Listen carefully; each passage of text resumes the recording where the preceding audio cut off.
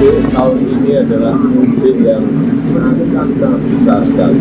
Kenaikannya 56% dibanding tahun yang lalu. Total yang akan mudik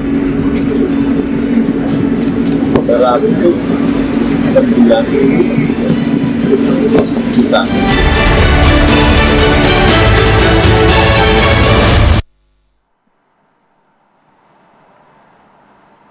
Halo, selamat malam pemirsa. Saya Tisa Noveni kembali menjumpai Anda dalam One on One. Saat ini sudah memasuki pertengahan bulan suci Ramadan. Kurang lebih sekitar 2 minggu lagi umat muslim di tanah air dan seluruh penjuru dunia akan pulang ke kampung halaman bagi mereka memiliki kesempatan untuk mudik pemirsa. Lantas bagaimana kesiapan untuk menghadapi mudik dan juga arus balik nanti ketika Lebaran tahun 2024 ini? Saat ini saya bersama dengan sosok yang tentu saja akan membantu mengatur dan memastikan bahwa mudik dan juga arus balik akan berjalan dengan lancar. Sudah bergabung bersama saya malam hari ini pemirsa, yaitu Bapak Hendro Sugiarno selaku Dirjen Perhubungan Darat Kementerian Perhubungan. Selamat malam Bapak. Selamat malam Mbak. Apa kabar? Baik. Baik, terima kasih waktunya sudah diluangkan untuk kami ke studio One on One. Pak Hendro, kita ingin tahu sejauh ini sudah seperti apa kesiapan dari Kemenhub untuk menghadapi arus mudik dan juga arus balik Lebaran 2024. Untuk menghadapi arus mudik yang hasil survei itu naik 56% dari tahun kemarin ya. Jadi 71,7% atau 193,6 juta itu pergerakan orang selama libur Lebaran.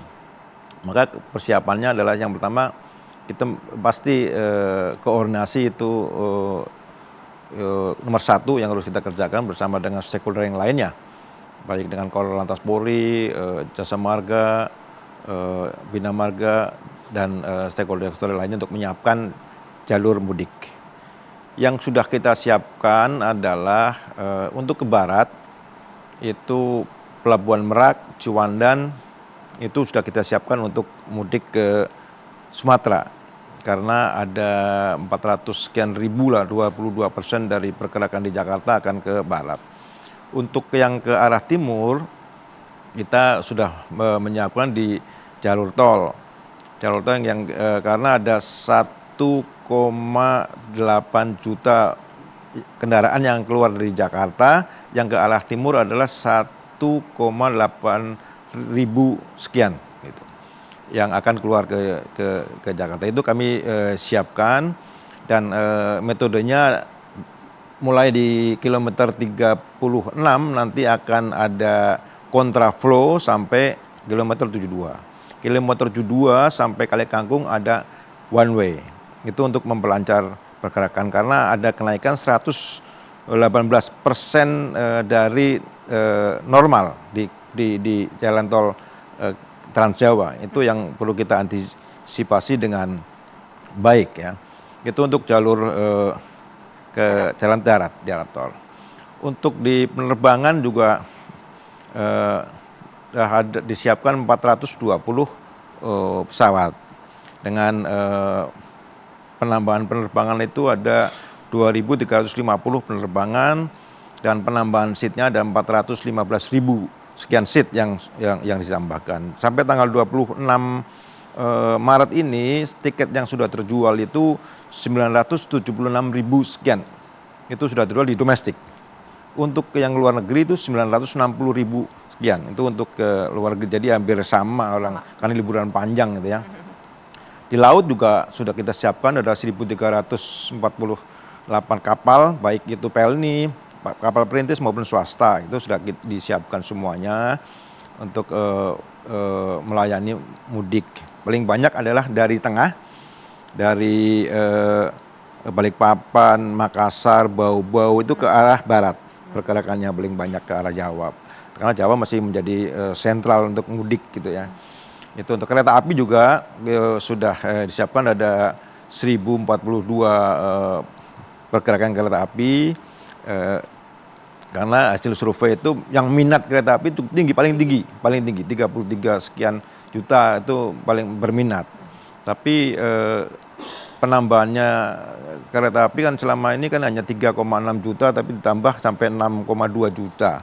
dan itu belum bisa menampung peminatnya. Jadi masih ada 27 juta yang mungkin tidak tertampung di kereta api, yang itu akan melimpah ke darat. Di darat makanya disiapkan ada 30.000 lebih itu bis, baik itu antar kota, pariwisata maupun sewa. Dan di penyeberangan kita juga menyiapkan ada 210 kapal penyeberangan yang melayani 8 pelabuhan penyeberangan. Tapi yang paling padat adalah Merak Bakahuni, yang kedua adalah Ketapang Gilimanuk. Ketapang Gilimanuk cukup padat karena masa libur 10 hari itu. Itu yang sudah disiapkan, dan surat keputusan bersama juga sudah kita siapkan juga.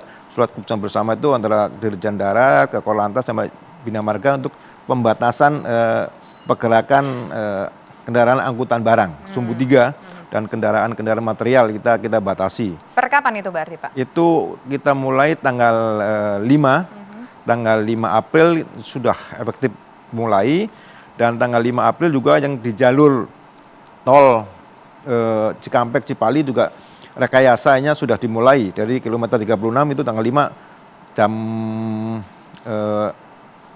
8 pagi itu kita sudah mulai memberlakukan kontraflow sampai ke 72. Tapi untuk kebijakan kontraflow, one way maupun mungkin nanti ada ganjil genap itu situasional, tergantung dari pergerakannya. Ketika pergerakan per jamnya itu 5.500, itu kontraflow berlaku pada 1 lajur sebelah kanan. Kalau 6.400 digunakan 2 lajur sebelah kanan. Kalau 7.400 3 lajur. Tapi kalau sudah 8.500 maka akan diberlakukan one way. Karena itu sudah sangat crowded. Memang ada titik-titik yang perlu diperhatikan di jalur tol itu. Kilometer 25. Itu ada titik-titik baru karena itu ada tol fungsional dari Cimanggis Cibitung. Itu nanti keluarnya di kilometer 25. Dan itu harus direkayasa dengan baik dan dihitung per jamnya, jangan sampai per jam lebih dari 3.000. Kalau lebih per jamnya 3.000 itu akan sangat padat di kilometer 25. Pertemuan MBZ sama jalur bawah di kilometer 47 itu juga menjadi titik perhatian juga di rest area 57. Ya kita harapkan dari masyarakat masuk, jangan ada lagi parkir di pinggir di bawah jalan di rest area, itu sudah akan diperketat di situ. Jadi masyarakat masuk ke belakang diatur dengan baik, dan waktu istirahat itu 30 menit.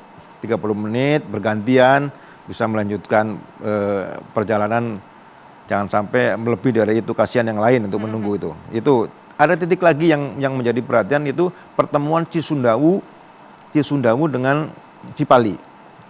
Tahun kemarin Cisundawu Cipali itu belum berfungsi, masih fungsional. Tahun ini kan sudah berfungsi di kilometer 152. Itu akan jadi pertemuan dari Bandung dengan Cipali. Dan nanti ada rest area di 168. Di rest area 168 juga menjadi titik perhatian, jangan sampai semuanya ngumpul di situ. Di Cisundawu kan tidak ada rest area, terus 60 km. Walaupun ada rest area sementara, tapi ada 60 km yang tanpa rest area kemungkinan bisa 168. Nah, itu antisipasinya gimana tuh Pak? Nah, itu juga sama dengan 157. Jadi di rest area itu sudah ditambah yang tadinya 2 lajur, khusus di rest area ditambah 3 lajur 1 km. Yaitu untuk mengantisipasi itu, dengan harapan ada ruang untuk bisa itu. Tapi dengan sekali lagi, kalau mau istirahat 30 menit saja karena aturannya itu, dia bisa lanjut. Nah, untuk mengantisipasi kepadatan di situ, maka diberlakukanlah one way. Kalau one way berarti bisa menggunakan 4 lajur. Ya, nanti dari Cisundawu bisa turun, bisa ambil sebelah kanan maupun ambil sebelah kiri, sama-sama nanti one way dia ke arah timur. Itu antisipasi yang sudah kita akan dilakukan dan sudah diskusikan, sudah